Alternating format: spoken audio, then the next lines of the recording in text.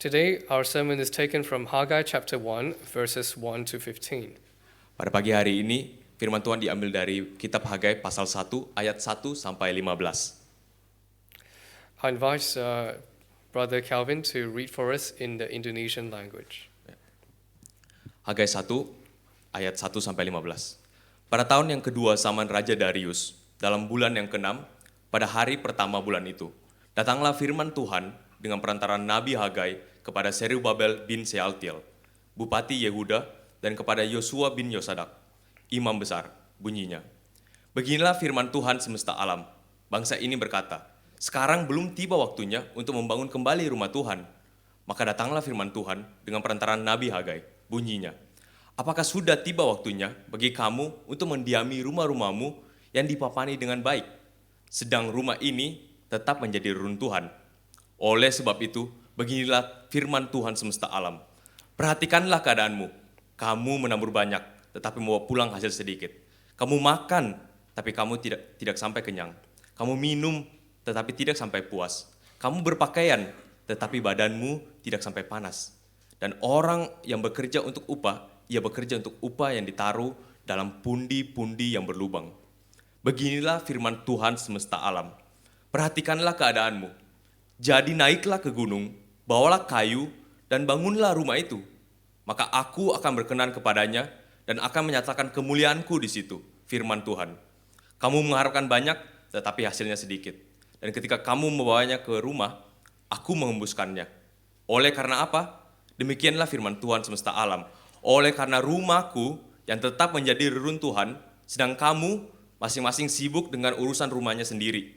Itulah sebabnya langit menahan embunnya dan bumi menahan hasilnya. Dan aku memanggil kekeringan datang ke atas negeri, ke atas gunung-gunungan, ke atas gandum, ke atas anggur, ke atas minyak, ke atas segala yang dihasilkan tanah, ke atas manusia dan hewan, dan atas segala hasil usaha. Lalu Zerubabel bin Shealtiel dan Yosua bin Yosadak, imam besar, dan selebihnya dari bangsa itu, mendengar suara Tuhan, Allah mereka, dan juga perkataan Nabi Haggai, sesuai dengan apa yang disuruhnya kepada Tuhan, Allah mereka. Lalu takutlah bangsa itu kepada Tuhan. Maka berkatalah Haggai, utusan Tuhan itu, menurut pesan Tuhan kepada bangsa itu, demikian, aku ini menyertai kamu. Demikianlah firman Tuhan. Tuhan menggerakkan semangat Zerubabel bin Shealtiel, Bupati Yehuda, dan semangat Yosua bin Yosadak, imam besar, dan semangat selebihnya dari bangsa itu. Maka datanglah mereka, lalu melakukan pekerjaan pembangunan rumah Tuhan semesta alam, Allah mereka.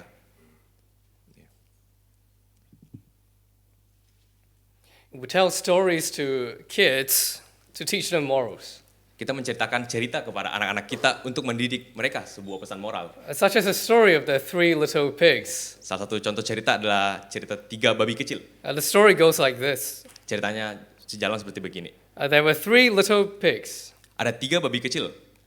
They were grown up and then their mother sent them off into the world. Mereka telah bertumbuh dewasa dan dilepas pergi ke dunia oleh ibunya karena mereka sudah dewasa. And each of these three pigs, they built a home for themselves. Setiap babi kecil ini membuat rumah untuk dirinya mereka sendiri. Well, the first one built a house of straw.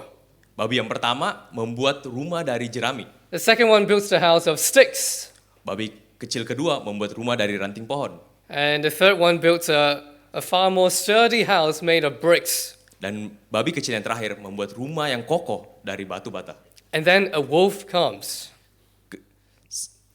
Ketika seekor serigala datang, He asked each pig to, he goes to the door of the houses and asks each pig to let him in. serigala ini pergi ke setiap rumah dari babi kecil ini dan bertanya, memperbolehkan dia untuk masuk. Well, the pigs all refuse, saying, "Oh, not by the hair of my chinny chin chin." Ketika babi kecil ini menolak dan berkata, tidak sekalipun dalam hidup ini. The wolf then threatens them. Kemudian serigala ini mengancam dengan berkata, Then I'll huff and I'll puff and I'll blow your house down. oh ya, kalau begitu aku akan meniup dan menghembus rumah kalian sampai hancur. Or the wolf easily blows down the homes made of straws and sticks. Serigala ini kemudian dengan begitu mudahnya menghancurkan rumah yang terbuat dari jerami dan ranting pohon. But is unable to blow down the house made of brick. tapi tidak dapat mengembuskan rumah yang terbuat dari batu bata yang kokoh. So the first two pigs were eaten. Sehingga akhirnya dua babi kecil pertama dimakan, Only the third, brick-laying pig, survives. hanya babi kecil yang terakhir yang membangun rumahnya di atas batu bata yang kokoh selamat. So what is the moral of the story? Apa pesan moral dari cerita ini? Well, the moral of the story is it's worth the time and effort to build something good. Pesan moral ini bahwa kerja keras sangatlah bernilai. Well, the pig who built a house of straw did it because he's lazy. Babi kecil yang pertama membangun rumahnya dengan jerami karena dia malas. The second pig built the house of sticks because he wants to relax. Hal yang serupa dengan babi yang kedua karena dia ingin bersantai-santai. Because of their laziness, they made a terrible error. Karena kemalasan mereka melakukan kesalahan yang sangat besar. But when we come to the moral of the story, sometimes we can come up or arrive at the wrong conclusion. When we talk about the moral of the story, Dalam menelusuri pesan moral dari sebuah cerita, sometimes we can make the wrong conclusions, seringkali kita bisa datang kesimpulan yang salah. and we end up with a moral that is completely different. Dan akhirnya berhasil kepada pesan moral yang sangat berbeda. This happens sometimes because we focus on the wrong thing. Hal ini seringkali terjadi karena kita fokus kepada hal yang salah. For example, if we focus on the mother of the pigs instead, Contoh, mungkin jika kita fokus kepada ibu dari babi-babi kecil ini, then what is the moral of the story? sehingga apa pesan moral dari cerita ini? Oh, don't let your kids go. Jangan kirim anak kalian pergi. What if you send them off, they will be in danger? Jika kalian melepas anak-anak kalian, mereka bakal dalam bahaya. Sometimes we come to the wrong moral of the story because we make the wrong connection between the story and ourselves. Seringkali juga kita datang ke kesimpulan yang berbeda karena kita menghubungkan hal yang salah dengan cerita dengan kehidupan kita. For example, if you relate the houses to your heart, Seperti contoh jika kita menghubungkan rumah itu dengan hati kita, or the pigs represent your mental health. atau babi ini melambangkan kesehatan jiwa kita. In order to improve your mental health, Untuk meningkatkan kesehatan jiwa kita, you must build brick walls to stop the wolves from outside to enter your heart. kita harus membuat tembok-tembok dari batu bata yang kokoh untuk melindungi kita dari para serigala-serigala di luar sana. The moral of the story is you have to block off the haters in life. Sehingga pesan moral dari cerita ini adalah kita harus melindungi diri kita sendiri dari perkataan-perkataan negatif di luar sana. And now we come back to the book of Haggai. Sekarang kita kembali ke kitab Hagai. Well, preaching the Old Testament is difficult Mengkhotbahkan perjanjian lama adalah hal yang tidak mudah. because it's not always obvious what corresponds to what. Karena seringkali tidak begitu jelas apa hubungan hal yang satu dengan hal yang lain. Let me quickly summarize the story of Haggai chapter 1 for you. Izinkan saya merangkum Hagai pasal 1 dengan singkat. There were the people of God, Bangsa Israel adalah bangsa pilihan Tuhan. and they lived in paneled houses. Dan mereka tinggal di rumah kayu yang bagus. In other words, very beautiful homes. Ya, rumah kayu yang sangat indah. While, at the same time, the temple is not yet rebuilt. Sedangkan bait Allah pada saat itu belum dibangun kembali. And because of this, the harvest is poor. Dan oleh karena ini hasil panen menjadi sangat buruk. And people are dissatisfied. Dan orang-orang menjadi sangat kecewa. Well, this probably implies that if the Israelites obey God and rebuild the temple, they will be blessed. Hal ini menyiratkan bahwa jikalau bangsa Israel taat dan membangun kembali bait Allah, maka mereka akan diberkati dengan kemakmuran. And so God tells the Israelites to reconsider their ways. Dan oleh karena itu Allah memfirmankan kepada bangsa Israel untuk memikirkan jalan mereka kembali. And so the people regained strength and obeyed God. Sehingga akhirnya bangsa Israel kembali lagi mendapatkan semangat dan taat kepada Allah. And they built the temple together. Dan sekali lagi bersama-sama membangun kembali bait Allah. So now the most important question is, Sehingga sekarang pertanyaan yang paling penting dari semua ini, what is the moral of the story? apa pesan moral dari cerita ini? Of course, what the moral of the story is depends on how you tell the story. Tentu pesan moral dari cerita ini tergantung bagaimana cara kita menceritakan cerita ini. Well, it depends on what you are trying to focus on. Tergantung dari apa yang menjadi fokus utama kita.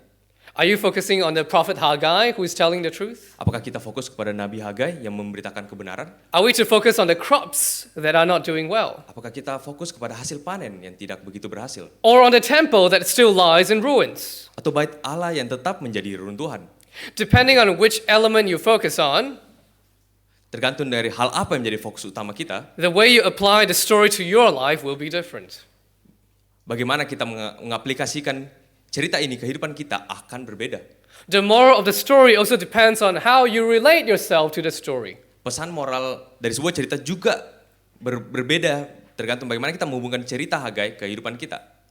The crops, Hasil panen, the clothes that do not give warmth, pakaian yang tidak memberi kehangatan, the money bag with holes, pundi-pundi yang berlubang, and especially the temple that lies in ruins. dan terkhususnya bait Allah yang masih dalam reruntuhan. Well, what do all these things refer to? Apa maksud dari semua hal ini? And how do we relate them to our lives? Bagaimana kita menghubungkan mereka ke dalam kehidupan pribadi kita? So how should we interpret the book of Haggai? Sehingga bagaimana cara kita menginterpretasi kitab Hagai? Well, here are some of the examples on how people read the book of Haggai. Berikut beberapa contoh dalam cara menginterpretasi kitab Hagai. The first kind of interpretation is to apply it directly to our lives. Interpretasi pertama adalah untuk langsung menghubungkan kitab Hagai ke dalam hidup kita. Which means prosperity gospel. Yang akhirnya bermaksud teologi kemakmuran. You give money to God, Kau memberikan uang kepada Tuhan. and God will make you succeed in life. Dan Tuhan akan membuat kamu berhasil dan sukses seumur hidup kamu. And God will give you prosperity and enjoyment. Dan Tuhan akan memberikan kamu kesenangan dan kenikmatan. Well, that's exactly what the book of Haggai teaches, right? Dan ini tertulis di kitab Hagai, bukan? Well, there is yet a second interpretation. Ada interpretasi yang kedua. And this one is more common in our circles. Dan interpretasi ini lebih wajar di dalam kalangan kita. It is to see our relationship with God as a works-based relationship. Ini melihat relasi kita dengan Allah sebagai relasi kerja.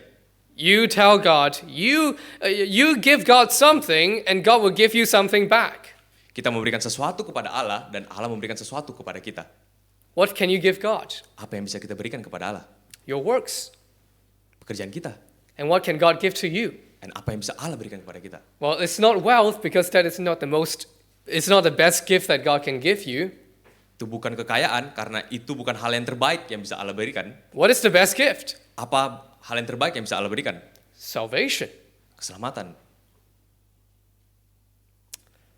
And this, in my opinion, may very well be even more dangerous than prosperity gospel. Menurut saya pengertian ini bisa lebih berbahaya daripada teologi kemakmuran. Because it distorts God's love, Karena ini merusak makna dari kasih Tuhan. God's justice, Keadilan Tuhan. and the essence of God's relationship with us. Dan inti dari relasi Tuhan dengan diri kita sendiri. So what is the moral of the story of Haggai? Sehingga apa pesan moral dari kitab Hagai? It depends on how you tell the story. Ini tergantung dari bagaimana cara kita menceritakan kitab Hagai. Of course, this does not mean that anyone can interpret the Bible in their own way and arrive at their own conclusions. Tentu saja ini tidak berarti semua orang boleh menginterpretasi Alkitab semau-mau mereka dan akhirnya tiba di kesimpulan yang salah. Because God had already told us the most important key to interpret the Bible. Karena Allah telah memberitahukan kepada kita salah satu kunci paling penting untuk membaca Alkitab. Since the fall, Sejak kejatuhan manusia, the entire story of mankind is centered on one person seluruh cerita umat manusia berpusat kepada satu orang and one event. dan satu peristiwa. That person is Jesus Christ, Dan orang itu adalah Yesus Kristus. and that event is his death and resurrection. Dan peristiwa itu adalah kebangkitan dia dari kematian. How does the prophet of Haggai bring us to the cross of Christ? Bagaimana nubuat Nabi Hagai membawa kita kepada salib Kristus? To answer the question properly, we need to first tell the story of Haggai in greater detail. Untuk menjawab pertanyaan ini dengan lebih tepat, kita harus terlebih dahulu mengerti cerita Hagai dengan lebih tepat, lebih detail. Let us first look at the historical background of the book. Mari kita melihat konteks sejarah dari kitab Hagai. Well, in the grand scheme of things, this is what a timeline looks like. Dalam rencana agung Tuhan ini, beginilah sejarah manusia. In 4000 BC, that is 6,000 years ago, Adam and Eve were born. Tahun tahun 4000 sebelum Masehi, Adam dan Hawa diciptakan Tuhan. Fast forward 2,000 years. Maju 2000 tahun ke depan, In 2000 BC, Abraham was born. tahun 2000 sebelum Masehi, Abraham lahir. And after this, let's move on 500 years at a time. Mari kita naik 500 tahun ke depan. 500 years after that, in 1500 BC, 500 tahun ke depan, pada tahun 1500 sebelum Masehi, Moses was born. Musa lahir. 500 years after that, 500 tahun lagi ke depan, in 1000 BC, David was born. tahun 1000 sebelum Masehi, Raja Daud lahir. And 500 years after that, Dan 500 tahun lagi ke depan, around 500 BC, kisaran tahun 500 sebelum Masehi, this is when the stories of Nehemiah, Ezra, and Haggai happened. disinilah cerita Esra, Nehemia, dan Hagai terjadi. It is a story about the rebuilding of Jerusalem. Cerita tentang pembangunan Yerusalem kembali. Of course, in 1 AD, Jesus was born. Dan akhirnya pada 1 Masehi, Yesus Kristus lahir. Well, the historical details of the book of Haggai was actually given in the book of Ezra. Konteks di sejarah dari kitab Hagai sebenarnya diberikan di kitab Ezra. So the people of Judah were defeated by the Babylonians. The people of Judah, they were defeated by the Babylonians. Orang-orang Israel dikalahkan oleh bangsa Babylon. And then they were taken as captive to Babylon. Dan akhirnya mereka dibuang ke Babylon. The captivity in Babylon ended when the Persians defeated Babylon. Pembuangan di Babylon akhirnya berhenti ketika bangsa Persia mengalahkan Babylon. And the Persian king who did it was King Cyrus. Dan raja Persia yang melakukan hal semua ini adalah Raja Koresh. And in 538 BC, the Persian king Cyrus issued a decree. Pada tahun 538 sebelum Masehi, Raja Koresh memberikan sebuah perintah That the people of Judah were allowed to return to Jerusalem. bahwa bangsa Israel diperbolehkan kembali balik ke tanah Yehuda. And there they are to rebuild Jerusalem and the temple. Dan di sana dia harus membangun kembali bait Allah. So in 538 BC, they returned to their hometown, to their homeland. Hingga pada tahun 538, bangsa Israel kembali lagi ke tanah Yehuda, tempat mereka. And immediately they rebuilt the altar. Sehingga akhirnya mereka langsung membangun mesbah persembahan. And there they made a sacrifice to God according to the law. Sehingga akhirnya mereka mempersembahkan kembali korban bakaran sesuai dengan firman Tuhan. And then they began to prepare to rebuild the temple. Dan mereka mempersiapkan diri untuk membangun bait Allah. But the rebuilding stopped because other countries were trying to attack them. Tetapi pembangunan ini berhenti karena begitu banyak negara sekitar yang menyerang Israel. And in 16 years that followed after that, the people stopped rebuilding the temple. Dan dalam 16 tahun ke depan, akhirnya bangsa Israel berhenti membangun bait Allah. Instead, they began to build their own homes. Di lain sisi mereka malah membangun rumah untuk diri mereka sendiri. No work was done on the temple until the prophets Haggai and Zechariah rebuked the people. Dan tidak ada pekerjaan yang dilakukan untuk membangun bait Allah sampai Nabi Hagai menegur dan menantang bangsa Israel. And then we arrive in 520 BC. Dan sekarang kita tiba di tahun 520 sebelum Masehi. 18 years after they returned to Jerusalem. 18 tahun setelah mereka kembali ke Yerusalem. And there's now a new Persian king, Darius, who is ruling over them. Dan sekarang ada raja yang baru, Raja Darius, yang memerintah atas mereka. Originally, the people returned to Jerusalem with great hope. Pada mulanya semua orang kembali dengan harapan yang sangat besar. Because while they were in Babylon, nobody expected that they could ever return to Jerusalem. Karena selama mereka di pembuangan, tidak ada dari mereka yang berharap, yang bernyangka mereka akan kembali lagi ke tanah Yehuda. But God proved them wrong by destroying Babylon by the hands of the Persians. Tapi Allah membuktikan mereka salah dengan menggunakan Persia untuk menghancurkan Babylon. And they were allowed to return to rebuild their temple and their city. Dan bangsa Israel diperbolehkan balik kembali ke tanah Yehuda untuk membangun bait Allah dan kota Yerusalem. As prophesied by the prophets of God. Seperti yang telah dinubuatkan oleh Nabi Allah. So now they thought, wow, God is real, God is true. Dan now mereka merasa Allah itu benar, Allah ada. They look into the Bible to see if there are more promises to be fulfilled. Dan mereka melihat ke dalam Alkitab dan melihat apa nubuat-nubuat lain yang Allah janjikan kepada mereka. And they found that there are prophecies of a golden age coming after the captivity. Dan mereka melihat ada nubuat akan sebuah masa emas, masa kejayaan dari Israel yang akan datang di masa depan. The king of Israel will rule from the throne of David. Sebuah raja dari keturunan Daud akan memimpin Israel.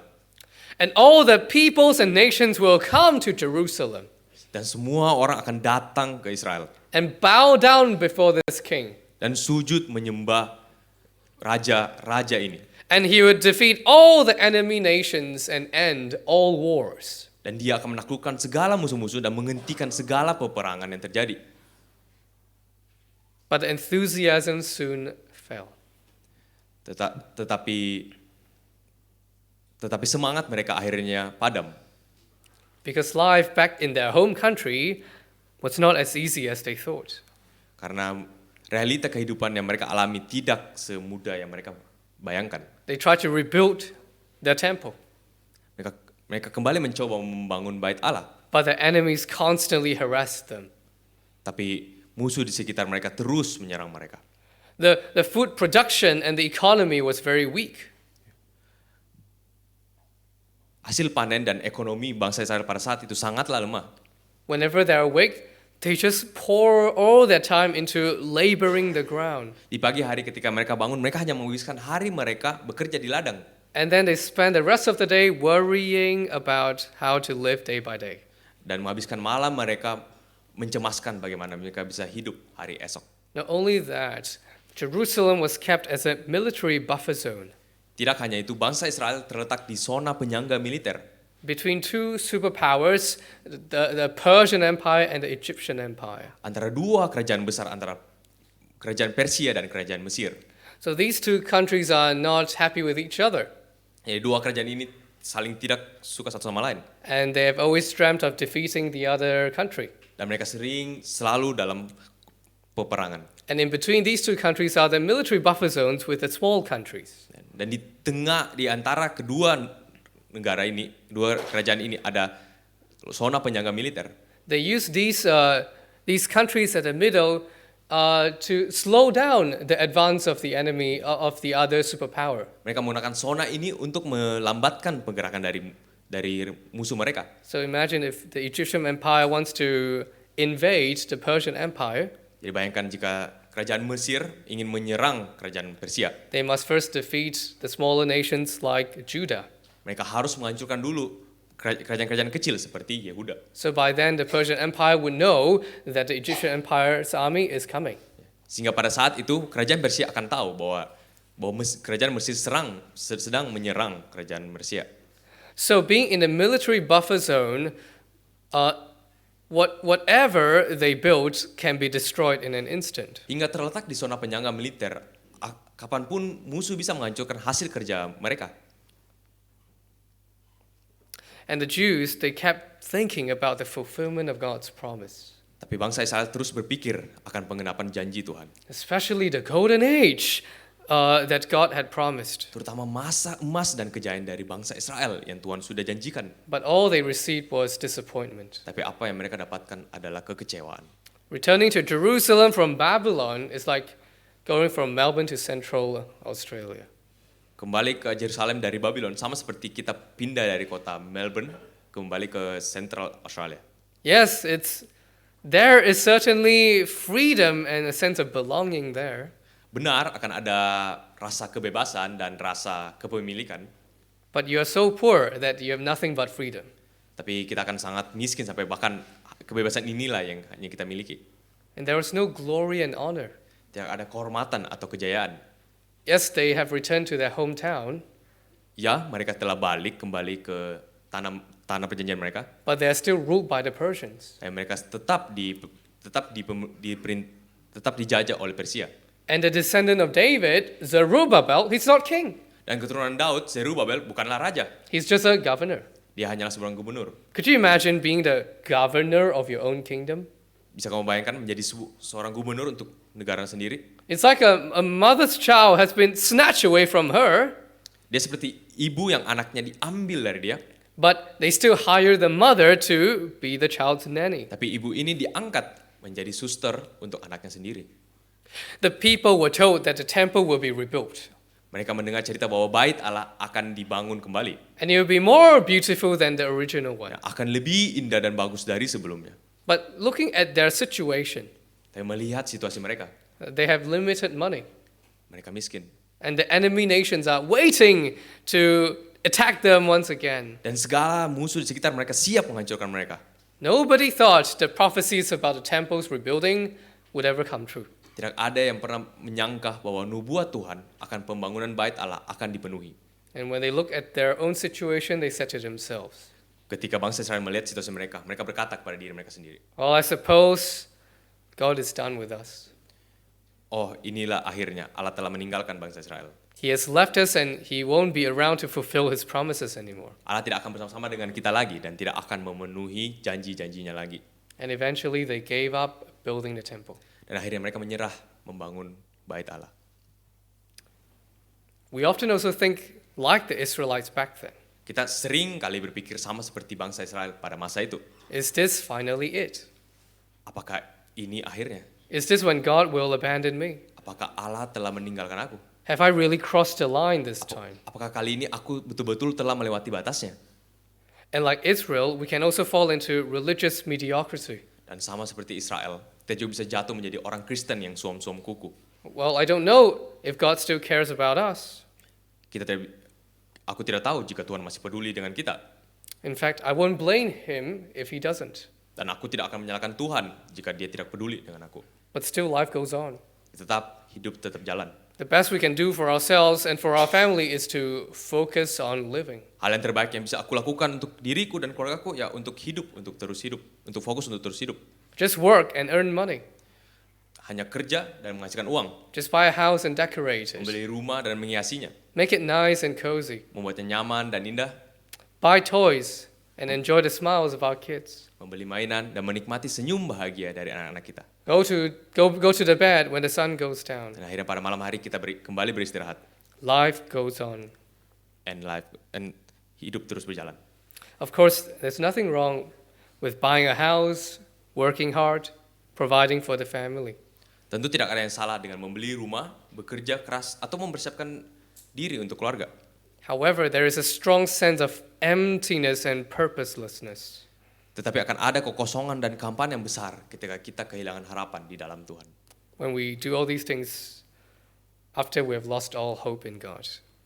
Ketika kita melakukan semua hal ini, ketika kita kehilangan harapan dalam Tuhan. In the book of Haggai, the Israelites started to build their homes Di kitab Hagai, bangsa Israel mulai membangun rumahnya to focus on their own well-being. untuk berfokus kepada kesejahteraan mereka sendiri.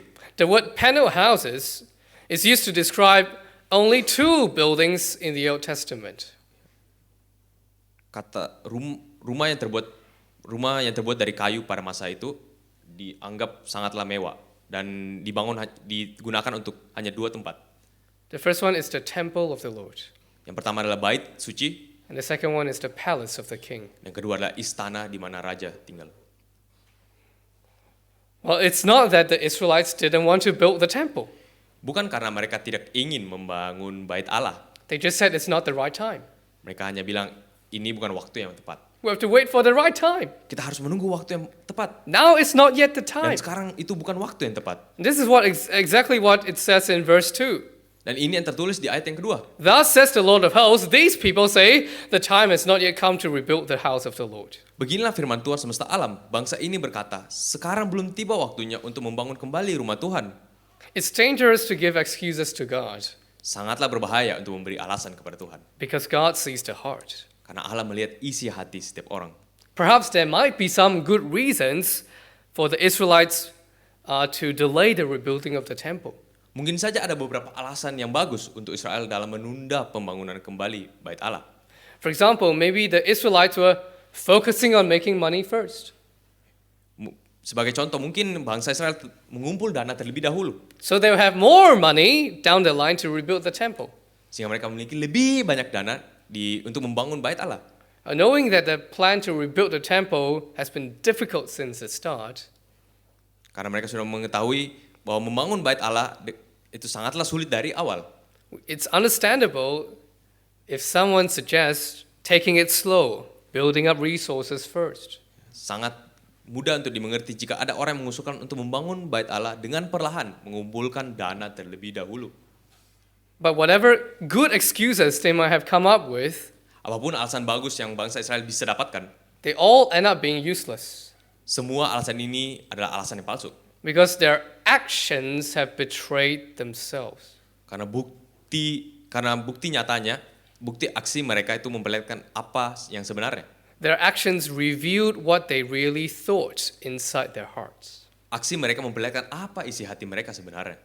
And the action that betrayed them was the building of paneled houses. Dan aksi ini adalah dengan membuat rumah kayu yang indah bagi mereka sendiri. They had the resources. Mereka memiliki sumber daya. They just didn't want to spend it on rebuilding God's temple. Mereka hanya tidak mau menghabiskannya untuk membangun bait Allah kembali. Well, now that we've mentioned the temple, Sekarang setelah kita berbicara tentang bait Allah, we come to a very interesting place kita sampai suatu titik yang sangat menarik. relating to the moral of the story. Adalah menghubungkan dengan moral story dengan hidup kita. At this point of the sermon, Di titik, di poin, di bagian dari khotbah ini, this is where most preachers will now transition from Israel neglecting the rebuilding of God's temple to our life in the 21st century. ini di saat dimana banyak pengkhotbah akan mulai bertransisi dari Israel yang menunda-nunda pembangunan bait Allah ke hidup kita di abad 21. And then they will ask the congregation, Dan mereka akan bertanya kepada para jemaat, now have you been neglecting the rebuilding of God's temple in your life as well? dan sekarang apakah kalian juga telah menunda-nunda pembangunan bait Allah? Of course, the million-dollar question is this. Tentu saja $1,000, tentu saja di pertanyaan yang paling penting pada saat ini. What does it mean for us to rebuild the temple of God? Apa yang dimaksud dengan membangun kembali bait Allah bagi kita? What does the temple of God even represent in my life? Apa lambang bait Allah dalam hidup kita? A common guess is the church building.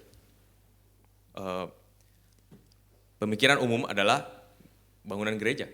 And books like Haggai and Ezra, they are often preached whenever churches want to do major renovations or build new church buildings. Kitab Haggai atau Esra sering kali dikhotbahkan ketika sebuah gereja ingin melakukan renovasi besar atau bangun gedung gereja yang baru. I've even heard someone say this.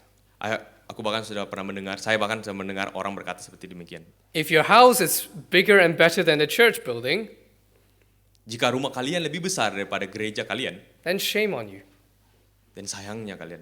And they lay a lot of guilt on the shoulders of the wealthy. Dan akhirnya mereka terus menaruh tekanan kepada mereka yang berkecukupan. But I want you to consider something. Tapi aku ingin kalian untuk memikirkan satu hal.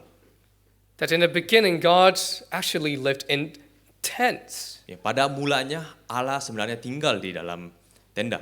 He lived in tents when his people lived in tents. Allah tinggal di tenda ketika umatnya tinggal di tenda. Why did God live in tents? Kenapa Allah tinggal di tenda? Because his people were moving about, Karena bangsanya terus berpindah, and God wanted to move with his people wherever they went. dan Allah ingin bersama-sama dengan umatnya kemanapun mereka pergi.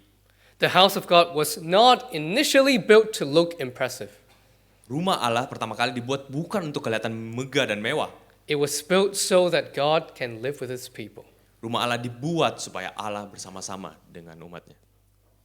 And also, if anyone thinks the Jerusalem temple in the Old Testament represents the physical church building now, Dan jika ada orang sekarang yang berpikir bahwa bait Allah di Yerusalem di Perjanjian Lama melambangkan gedung gereja di Perjanjian Baru, then this person thinks too highly of bricks and cement. orang ini memandang tinggi tentang batu bata dan semen.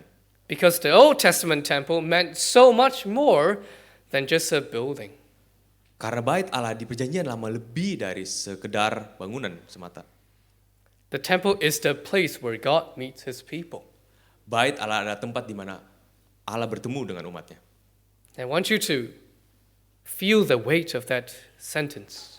Saya mau kalian betul-betul memikirkan kalimat tersebut. It is where God meets man. Bait Allah adalah tempat di mana Allah bertemu dengan manusia. And so the temple represents three things. Sehingga bait Allah melambangkan 3 hal. First, Yang pertama, the temple represents the presence of God. bait Allah melambangkan keberadaan Tuhan. You know, before the time of Moses, Sebelum zaman Musa, nobody knew exactly where to find God. tidak ada yang tahu di mana Allah berada. It was always God who shows himself to people. Selalu Allah yang turun tangan memperlihatkan dirinya kepada manusia. But now that the temple is built, Dan sekarang dengan adanya bait Allah, the people of God not only knew where God lives, orang Israel tidak hanya tahu di mana Allah berada, they knew that God lives among them. mereka tahu bahwa Allah hidup bersama-sama mereka. Secondly, Yang kedua, the temple represents the grace of God. bait Allah melambangkan berkat Tuhan. When mankind was first made, Ketika manusia pertama kali diciptakan, there was no separation between God and man. tidak ada perbedaan antara Allah dan manusia. But after mankind sinned, Tapi ketika manusia jatuh dalam dosa, they were forever separated from God. mereka terpisah selamanya dari Tuhan. Because the holy God cannot live with sinners. Karena Allah yang kudus tidak bisa hidup dengan manusia yang berdosa. But if God is to live with sinners, Tapi jika untuk Allah untuk hidup bersama dengan para pendosa, one thing has to be solved. satu hal yang harus diselesaikan, And that is the thing that separates God and man in the first place. yaitu adalah hal yang memisahkan antara manusia dengan Allah, Sin. dosa. In the Jerusalem temple Di dalam bait Allah di Yerusalem, is where God and man meet. itu di mana Allah dan manusia bertemu. That means the problem of sin has been solved. Sehingga akhirnya masalah dosa telah diselesaikan. We know that Jesus Christ has not come yet. Kita tahu Tuhan Yesus belum datang. So there are shadows of Jesus Christ in the temple. Sehingga ini adalah bayang-bayang dari Yesus yang akan datang. Before the people Israel can approach God, Sebelum orang Israel bisa datang ke hadapan Tuhan, they have to make an animal sacrifice. mereka harus melakukan persembahan. And when they approach God, Dan ketika mereka datang ke hadapan Tuhan, they need someone else to represent them. mereka membutuhkan seseorang untuk merepresentasikan mereka. And that is the high priest. Dan itu adalah imam besar. So knowing that mankind has fallen, Mengetahui bahwa manusia setelah jatuh dalam dosa, we understand that the temple of God represents the grace of God. kita akhirnya mengetahui bahwa bait Allah adalah bukti dari berkat Allah. Because he has come to repair his relationship with us. Karena Allah datang untuk membangun kembali hubungan kita dengan Allah. And thirdly, Dan yang ketiga, the temple of God represents the worship of God. dan bait Allah melambangkan tempat ibadah kepada Allah. It is a place where man comes and gives themselves to God. Bait Allah adalah tempat di mana manusia datang dan memberikan hidup mereka kepada Tuhan. If the temple represents presence, grace, and worship of God, Jika bait Allah melambangkan keberadaan, berkat, dan ibadah kepada Allah, then the rebuilding of the temple is a response of faith. sehingga pembangunan kembali bait Allah adalah respons dari iman kita. It is the faith of the Israelites. Ini adalah bukti iman dari Israel. They knew that the presence of God, the grace of God, and the worship of God is above all else in life. Bangsa Israel mengetahui bahwa keberadaan Allah, berkat Allah, dan ibadah kepada Allah adalah di atas segala hidup mereka. It is the faith of choosing God over earthly comfort and security. Ini adalah iman dan memilih Allah di atas segala kenyamanan di dunia. It is to prioritize God over the self. Ini untuk prioritaskan Tuhan di atas diri mereka sendiri. And what is the issue of the Israelites in the days of Haggai? Sehingga apa masalah dari Israel pada masa Hagai? They trusted in themselves. Mereka percaya ke diri mereka sendiri.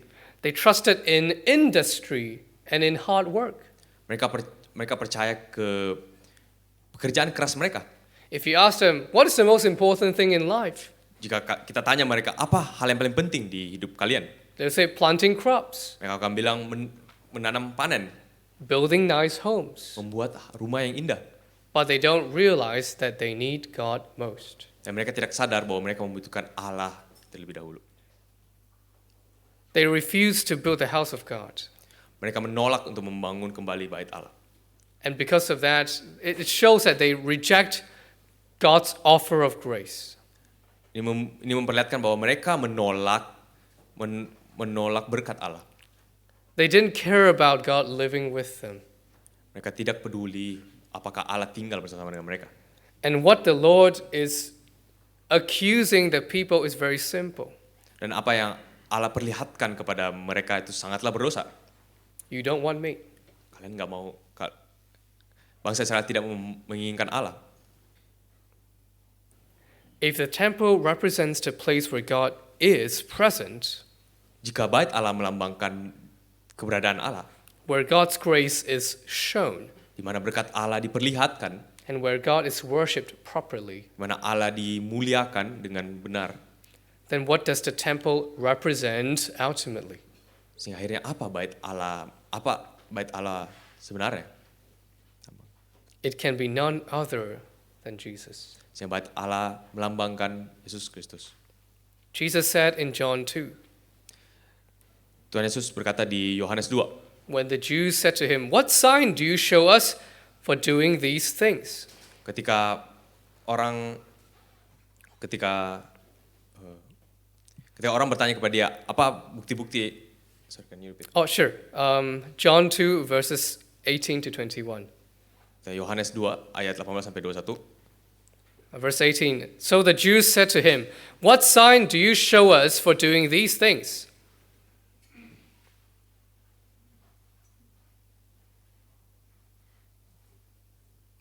Orang-orang Yahudi menantang Yesus, katanya, "Tanda apakah dapat engkau tunjukkan kepada kami bahwa engkau berhak bertindak demikian?" I'll pause here to explain it a little bit.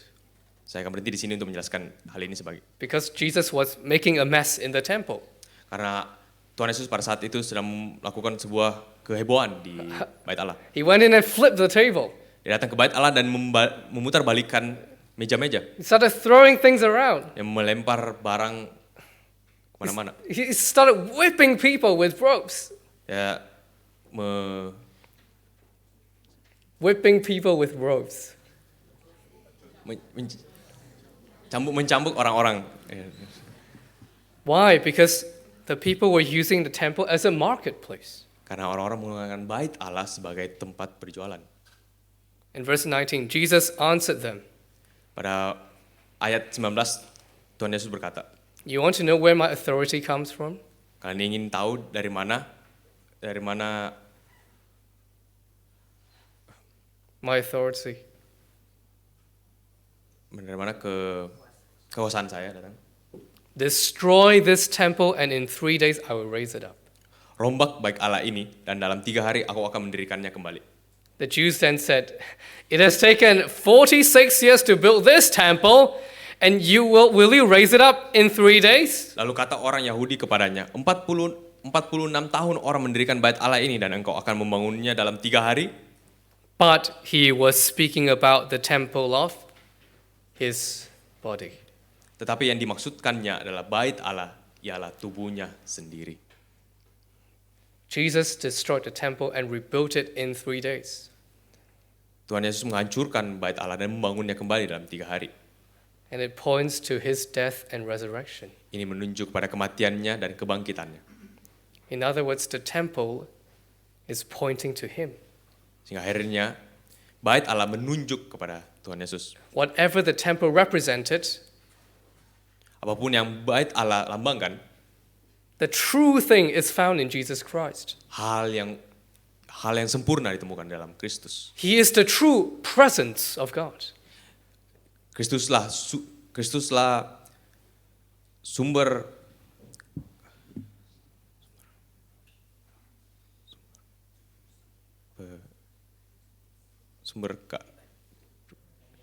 kepribadian Tuhan. Kehadiran Tuhan, maaf. His name is Emmanuel, God with us. Namanya Immanuel, Tuhan bersama kita. Jesus is the grace of God. Tuhan Yesus adalah berkat Tuhan kepada kita.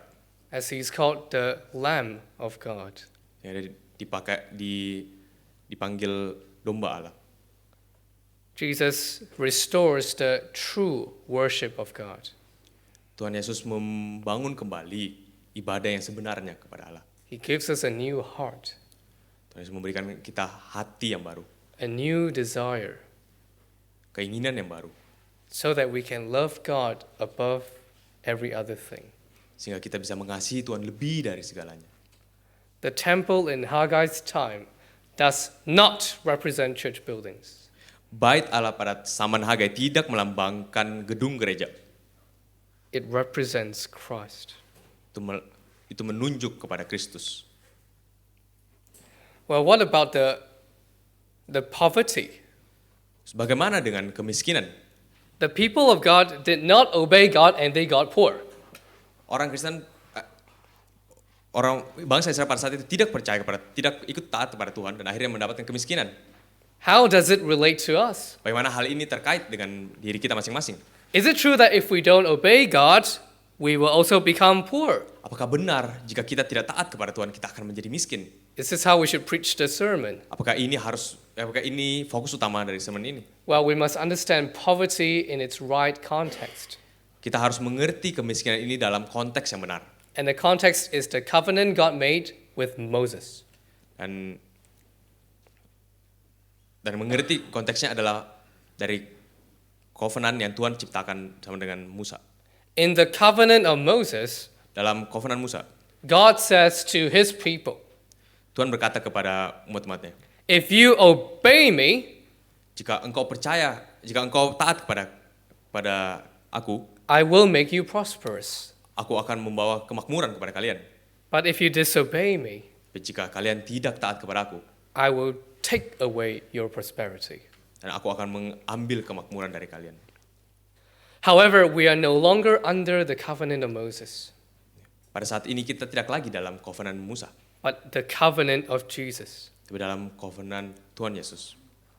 The book of Hebrews tells us Buku Ibrani memberitahukan kepada kita that the old covenant has been replaced by the new covenant. bahwa perjanjian yang lama, covenant yang lama sudah digantikan dengan covenant yang baru. Is there blessings and curses in the new covenant? Apakah ada kutuk dalam covenant yang baru? Yes. Ya, But this is not a works-based covenant, tapi ini bukan covenant dalam relasi kerja, whereby we are blessed for our obedience and cursed for our disobedience. di mana kita diberkati ketika kita taat dan kita dikutuk ketika kita tidak taat. Instead, it is a covenant that Jesus Christ alone fulfilled for us. Tapi dalam covenant yang baru ini di mana Tuhan Yesus sendirilah yang memberikan dirinya kepada kita. Jesus Christ took upon all the covenant curses upon himself. Dan Tuhan Yesus sendiri mengambil segala kutuk dari covenant itu ke dirinya sendiri. And he left all the covenant blessings to us. Dan dia memberikan segala berkat dari covenant yang baru ini kepada In kita semua. this new covenant, Di dalam covenant yang baru ini, he gives us his perfect obedience. dia memberikan kepada kita ketaatannya yang sempurna. And he also gives us the fullness of covenantal blessings. Dan dia memberikan kita kepenuhan dari berkat covenant ini. What are the blessings? Apa berkat-berkat ini? A restored relationship with God, Hubungan baru antara manusia dengan Allah. a full forgiveness for our sins, Apa? Pengampunan dosa secara penuh, a heart that is new, hati yang baru, and eternal life. dan hidup selama-lamanya. Well, what about the covenant curses of the new covenant? Bagaimana dengan kutuk-kutuk yang dimiliki di kovenan baru? They will never fall upon us Kutuk-kutuk ini tidak akan jatuh kepada kita. because Jesus took all our sins Karena Tuhan Yesus mengambil seluruh dosa-dosa kita and he put it on himself. dan diletakkan di dalam dirinya sendiri. He took the fullness of the curses Dia menanggung seluruh kutuk-kutuk perjanjian kovenan yang baru. He drank the cup Dia minum cawan and he died for us on the cross. dan dia mati untuk kita di salib. So when we read the book of Haggai Sehingga ketika kita membaca kitab Hagai and we read the covenant curses in the old covenant, dan kita melihat ada kutuk-kutuk dari kovenan lama, for example, the bad harvest, contoh kegagalan panen, the clothes that do not give warmth, baju yang tidak memberi kehangatan, the money bag that has holes, pundi-pundi yang berlubang. how should we relate to these curses? Bagaimana kita bisa menghubungkan diri dengan kutuk-kutuk ini? Should we still fear them? Apakah kita harus tetap takut terhadap kutuk-kutuk ini? No. Tidak. We no longer have to fear that our disobedience will bring us curses from God. Ya tidak perlu takut lagi bahwa ketidaktaatan kita kepada Tuhan akan membawa kutuk kepada diri kita sendiri. In fact, when we read these curses, Nyatanya ketika kita melihat kutuk-kutuk ini, in an ironic way, it gives us comfort. dengan sangat ironis, ini memberikan kita sebuah kenyamanan. Because they should have fallen upon us. Karena semua kutuk ini seharusnya jatuh ke dalam kita semua. But they have now all fallen on Jesus. Tapi semua kutuk ini telah jatuh ke dalam Kristus. And in his death, the curses are done. Dan di dalam kematiannya, semua kutuk ini telah selesai. And now Jesus calls us to come to him, Dan sekarang Tuhan Yesus memanggil kita datang kepada Dia. the true temple of God. Bait Allah yang sejati.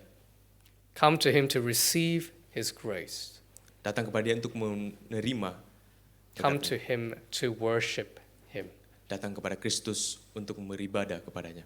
Not because you want to earn the blessings, Bukan karena kita ingin mendapatkan berkat-berkatnya. because they all belong to us already in Christ Jesus. Karena semua berkat-berkat ini sudah berada bersama-sama kita.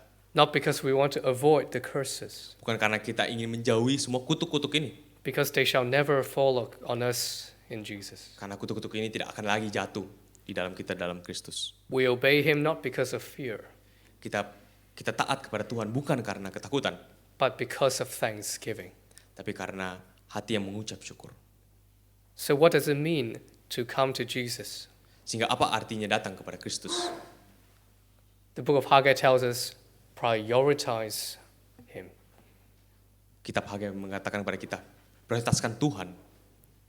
Now that we know that Jesus Christ has died for us, Sekarang kita tahu bahwa Tuhan Yesus telah mati untuk kita.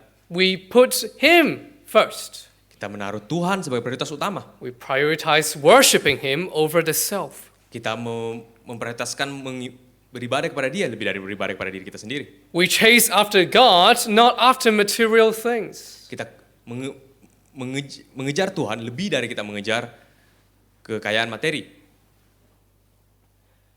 To build the temple of God, Untuk membangun bait Allah kembali. for us in the 21st century, Untuk kita di abad 21, is to leave the comfort, the peace, the security of this life. untuk meninggalkan segala keamanan, kenyamanan di dalam hidup ini. To see them as secondary. Untuk melihat mereka sebagai hal yang sekunder. And to make seeking God, knowing God, and worshiping God first. Sehingga mencari Allah, mengenal Allah, dan memuliakan Allah menjadi pusat utama hidup kita. Following God is not always easy.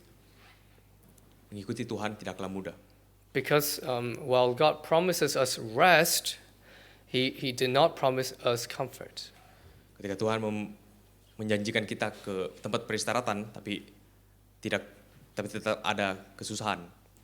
There is rest in Christ. ada peristirahatan dalam Tuhan. knowing that the curses will never fall on us. Mengetahui bahwa kutuk tidak akan jatuh lagi ke dalam kita. But to follow Jesus is not always comfortable. Tapi untuk mengikuti Tuhan tidaklah selalu nyaman. And we need to distinguish between comfort and rest carefully. Dan kita harus membedakan antara beristirahat dan kenyamanan. Because while comfort is a good gift, God takes priority over it. Meskipun kenyamanan adalah sebuah berkat yang indah, tapi Tuhan lebih tinggi daripada kenyamanan. If you cannot put God above your comfort, Jika engkau tidak bisa menaruh Tuhan di atas kenyamananmu, then I want to tell you, aku ingin berkata kepada kalian, you have no right to speak against the prosperity preachers. kalian tidak mempunyai hak untuk berkata kepada teologi kemakmuran. You have no right to condemn the churches that teach health and wealth theology. Kalian tidak punya ada hak untuk melawan para gereja yang berkhotbah teologi kemakmuran. Because if there is any comfort in your life that God cannot take away, Karena jika ada kenyamanan dalam hidup kalian yang Tuhan tidak bisa ambil, you believe in the health and wealth theology. kalian percaya kepada teologi kemakmuran. What does it mean to prioritize God? Apa artinya memprioritaskan Tuhan? It is to prioritize our obedience to God over following our own sinful desires. Yaitu memprioritaskan Tuhan di atas mengikuti seluruh keinginan kita untuk berdosa. It is to prioritize our relationship with God Untuk memprioritaskan relasi kita kepada Tuhan over any kind of relationship we have with people. di atas segala relasi yang kita miliki dengan orang-orang di kehidupan kita. It is to prioritize the value of God Memprioritaskan kemuliaan Tuhan over the value of anything in this life.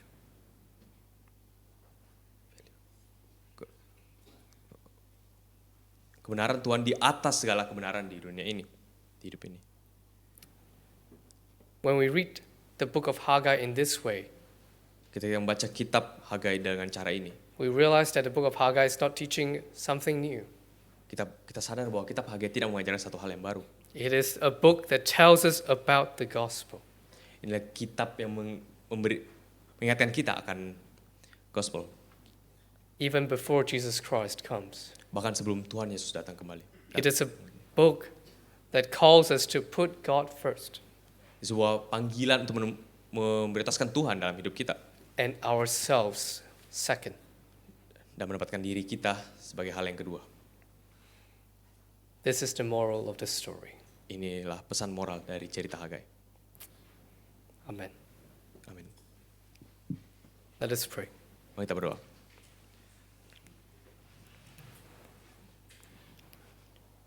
Before we enter into prayer, Sebelum kita masuk ke dalam doa, I want you to take a time to think saya ingin kalian mengambil waktu untuk berpikir if there is any comfort that you cannot allow God to take away. untuk merenungkan jika ada kenyamanan dalam hidup kalian yang Tuhan tidak bisa ambil. If there's anything that you don't want to put below God, Jika ada sesuatu yang tidak engkau inginkan di bawah Allah, if there is anything that you're not ready to lose in following God, sesuatu yang tidak ingin kalian kehilangan ketika mengikuti Tuhan. and as you think about these things, Dan ketika kalian merenungkan hal ini, I want you to compare these things with the beauty of Christ saya ingin kalian membandingkannya dengan keindahan Tuhan. and how your curses fell upon him Dan bagaimana kutuk-kutuk yang harusnya jatuh ke dalam kalian jatuh ke atas Kristus. and how he calls you to now follow him. Dan di mana kita dipanggil untuk mengikuti Dia.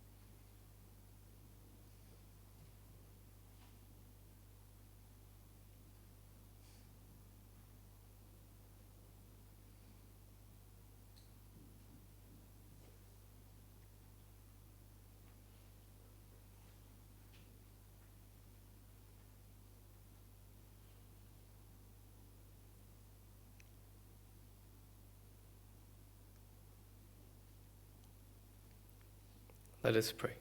Mari kita berdoa.